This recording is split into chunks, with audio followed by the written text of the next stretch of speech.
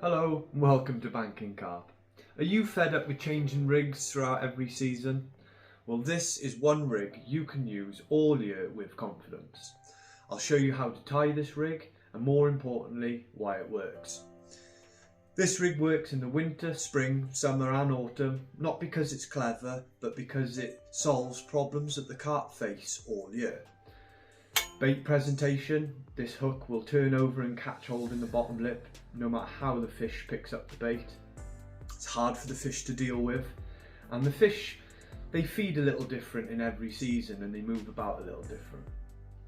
I'll tie it step by step for you, but first I just want to explain why each component is used, because copying rigs without understanding them is where a lot of carp anglers go wrong. So let's introduce the components to this rig. Firstly, you're going to need some N-Trap soft in 15 pound.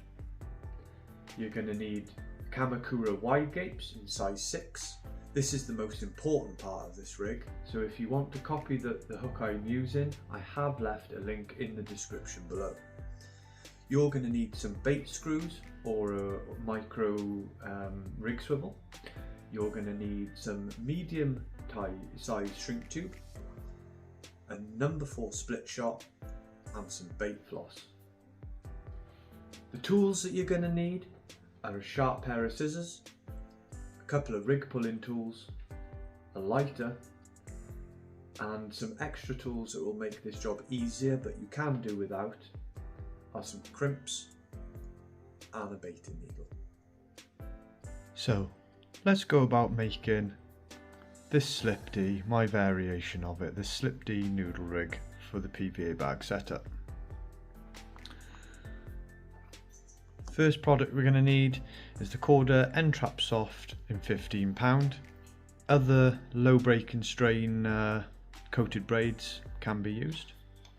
We're going to peel off a good section of that, approximately 40 centimeters.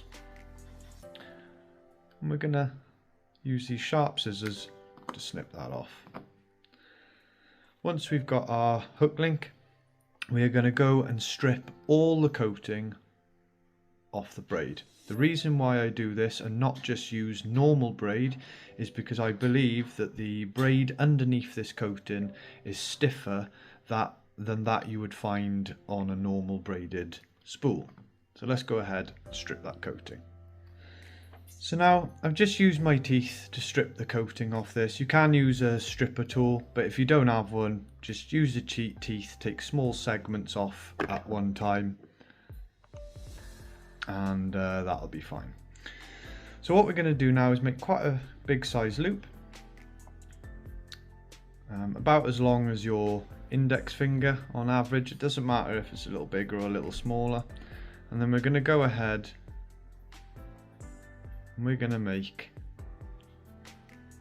a loop in there and we're going to poke it through 2 times, making sure that the loop is down near the bottom of the tag end. If it's not, just feed a little bit more through and pull it slightly tighter and that will come down. So you're left with that. Okay, do it again one more time. So this is the second time we go through the back of the loop. Just like that. This is where the extra tool of a baiting needle would come in handy for a couple of people. But when you've got the gist of this, it's good. So when you've got a knot that looks a little bit like that, let's see if I can, yeah, there we are, a little bit like that. We're going to wet it. And we're going to put our finger inside the big loop that we've just made. And we're just going to tease that down. And give it a little pull. That'll get pulled super tight when we do the next loop. For now, just snip that tag end off.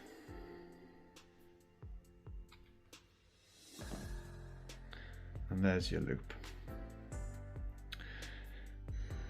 So, the next thing that's needed is a hook. Now I've experimented with these hooks and this is by far one of the best hooks for this rig. So if you want to copy and use this exact hook, which is the best one for this rig, then I have left a link in the description below. So we're going to get a size 6 wide gate Kamakura out the packet. Be careful because they're extraordinarily sharp, probably one of the most sharpest hooks on the market, if not the sharpest hook on the market. And then we're going to get our loop that we've pinched together, and we're going to post this. We're going to post this loop from the point out the back of the hook, just like that. So that's what it's going to look like. The knot of the hook, the knot of the hook link material will be point side.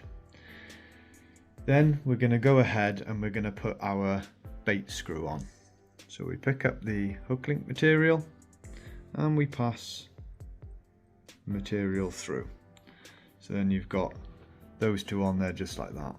What we're going to do now is open the loop, get the eye of the hook, and we're going to just take that round there so you can see that is what forms the D. So pull that down to the desired length, and as you can see there, we've got a really nice little D forming. Pull it tight just to make sure that everything's even, and there you have it. The next piece of material that we're going to need is half a length of medium shrink tube. So if you get the quarter medium shrink tube and then cut one length exactly in half, that is what you want. So then you get your tag end and you poke the shrink tube through the tag end like that, and then pull that all the way up to the eye of the hook. Pinch your D and the hook so you don't change the size of the D, and just slide it on above the eye. That's all that's needed, not a lot, just a little bit. And then the next step is shrinking this over the kettle. So let's go and do that right now. Now we've shrinked it, you can see there it's shrinked over, and it's got a little bit of a curve in it which allows for the rig to sit over the bottom lip of the carp. So that's, you don't want to go too aggressive, but you also don't want to go too flat. So that's just about right, and it allows the hook to act really aggressively. The next thing we're going to do is make a loop on the other end. So let's go and do that now. Same loop as before. I normally have around an inch between each knot, which will give you an idea of spacings between the knots. Not that it's particularly important, it's the overall rig length that's important. So we want to go for around 5 inches.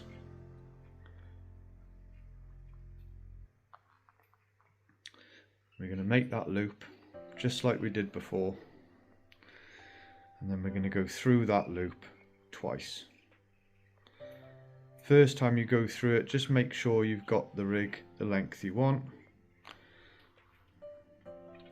and then go through it the second time. And again, really important here guys, you've got to moisten your knots. So you moisten the knot and then you just tease it down. Get the tag end, give the tag end a pull too. And then this is where the rig puller tools come in. So put one rig puller tool on one side, and the other side, don't go off the hook because you'll pull the bait screw into the shrink tube, because remember there's no knot, it's just poked through on a loop. The only thing from stopping it from coming through is the fact that the bait screw's looped around the hook. So give it a good pull like that, really bed it down. There we go. And then we're going to remove the puller tools, and we're going to snip off this here tag end and make sure that it's quite close on this one. There we go. Move that tag end out the way, and we're really close to a finished product. So this has so far been a really easy rig to tie. So what's left, we might ask? Well, what's left is attaching our split shot with some bait floss to the actual rig itself. So let's move the rig out. This again is fishable just as it is, but I find that putting this split shot on makes it flip over and catch hold much more aggressively. So we're going to snip off a little bit of waxed bait floss. We're going to make a loop in that bait floss just like this, and then we are going to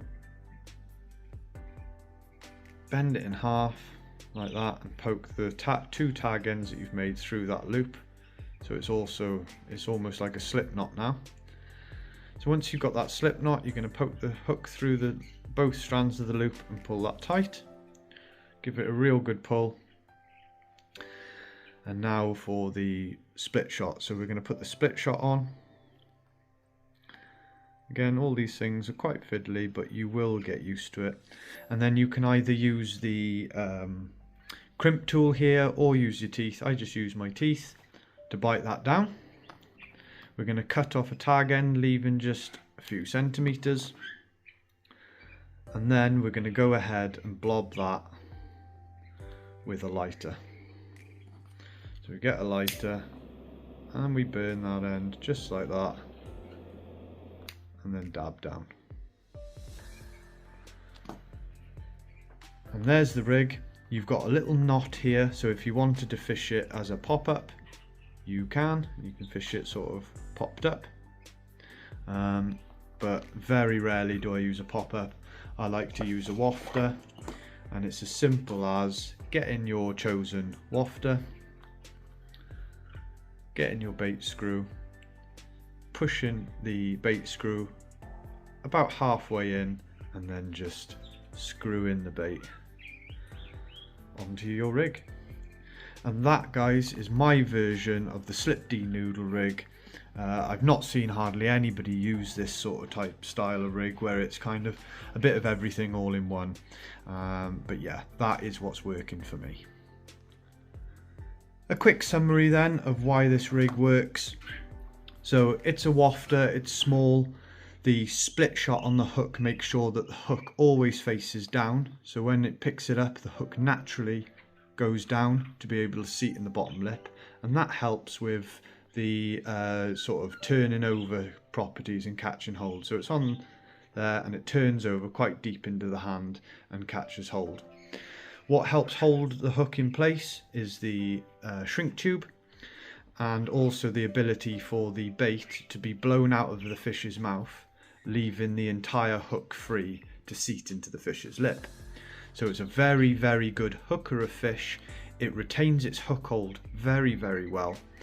The hook is super sharp, so you've got to maintain that hook sharpness, or simply just pull the silicone off, change the hook, put the silicone back on the shrink tube, and put a new split shot on it. It's really quick and easy. You can do this in advance. I make quite a few of them before a session anyway. As you can see, there's 2 already made here, and they are the winner. So if you understand now how this rig works, then you certainly don't need to be changing your setups with the seasons. You can fish this rig with confidence, and at the end of the day, guys, it's confidence that catches more than anything else. You don't need to overcomplicate it.